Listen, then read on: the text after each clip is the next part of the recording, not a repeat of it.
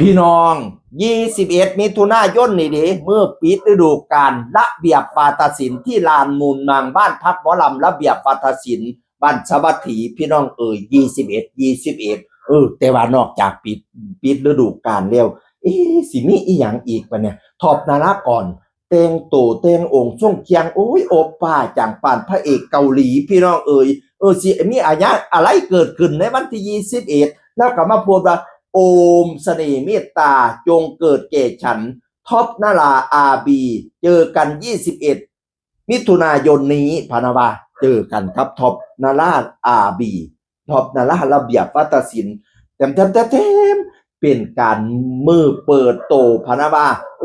ท็อปนาราอาบีคอลลาเจนมิกซ์เบอร์รี่ขอเรียนเชิญเปิดตัวโปรดักต์ใหม่คอลลาเจนกลิ่นมิกซ์เบอร์รี่พร้อมผิวกระจ่างใสไปกับท็อปวันที่21เป็นมือเปิดโตสินค้าเปิดแบรนด์พี่น้องมีแบรนด์มีสินค้าเป็นเจ้าของเป็นของเจ้าของเดท็อปนั่นละก่อนกับคอลลาเจนมิกซ์เบอร์รี่พนว่าผิวกระจ่างใสกินมิกซ์เบอร์รี่ โอ้ยขอยากผิวใสก็แม่นขอสิได้ไปซื้อคอลลาเจนของท็อปนั่นละก่อนมาใส่แล้วติสิได้ใสกระจ่างคือเล่าพี่น้องวันที่21มือเปิดโตพี่น้องโอ้ศิลปินแต่ละคนมีแบรนด์เป็นเจ้าของดิเป็นของเจ้าของอันท็อปกัสิมีแล้วก้อนหน้านี้แม่นเต้าหยองเนาะน้ำหอมน้ำหอม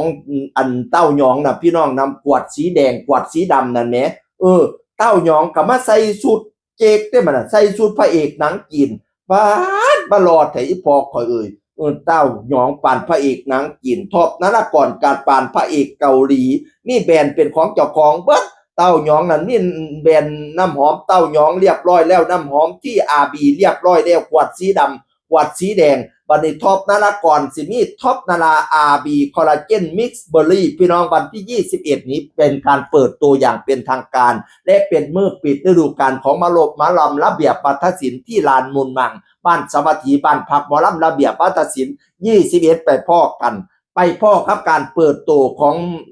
พระเอกเสียงอ่อนท็อปนารากรกับสินค้าตัวใหม่แบรนด์ใหม่กับคอลลาเจนท็อปนาราอาบีให้หุ่งเฮี้ยงเลี้ยงเหลี่ยมให้ปังเด้อให้ขายดิบขายดีเด้อลูกค้าให้ลังมาเท่มาปั่นน้ำแกงไปแสดงทั้งใดFCแตกจนล้นอ่างสนามเงินข้ามแก้วไหลมาเท่มาขายดิบขายดีFCก็ไหลมาเท่มาลูกค้าก็ไหลมาเท่มาให้หุ่งเฮี้ยงเลี้ยงเหลี่ยมให้ร่ำรวยเสียงอื่นคนเก่าเว้าสู่ฟังสวัสดีครับ